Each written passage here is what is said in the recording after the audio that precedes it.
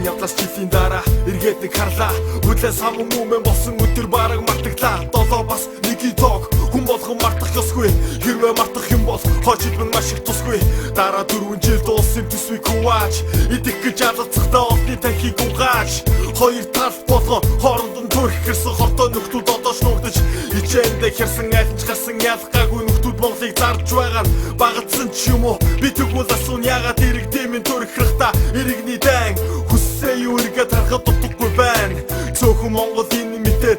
нэг хятсаар байх юм бол бидний үрс хэлт орн хятадаар бидний тусгаар тогтол бидний нэгдэд оршин ирээдүйн Монголд очно бидний бүрдүүлсэн орчин өмнө самуун дигдээсэн хийж байсан Монгол хүн өөрийн биед суммасан тэр залуус Монгол хүн чулуу шуурган нүдүүд суусан цагдаач бас Монгол хүн намын байраа шатаалгасан дээдэс танарч Монгол хүн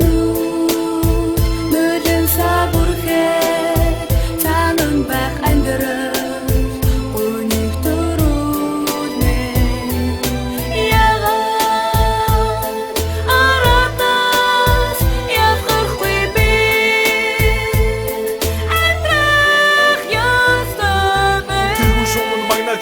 тэр нөхдүүд хайцсан бэ телевизээр үргэлж гардаг байсан одоо яатсан бэ үнэндээ тэдний зүтгэл Монголын төлөө байсан ч юм уу үеихэгийн суудлын төлөө ард түмний дайсан ч юм уу сул харагцсан шил виски гавснаас болж залуус мөн 3-5 жилиг нарсан тоож сууж байхад тэр нөхдүүд том бүдүүн дуугаар инээж гисэн машинаар цугаалж явах юм хажуугаар төр засаг залуус мэн хатуу хайраа харуулсан тэд бидээ суллагтаараа хатуу хайраа харуулсан энэ талаар бодоогүй юу хохирч байцааг шүүгчээ цавах хэрэг байна уу адил ахын дүүсээ ээж аавын хайртай хүүгүүд энэ тэтгэн шоронд эсэргүүцэлд үзүүлдэггүй эрлэг тамийн оронд очих ёстой тэдний цусан хөв тавилан юм уу арчилсан хүнлэг нийгэм Монгол орн мөн үү хүүгээ бодон нүдвэ сунгах эцэг гихчүүд Монгол хүн торны цар ханаа хүлээх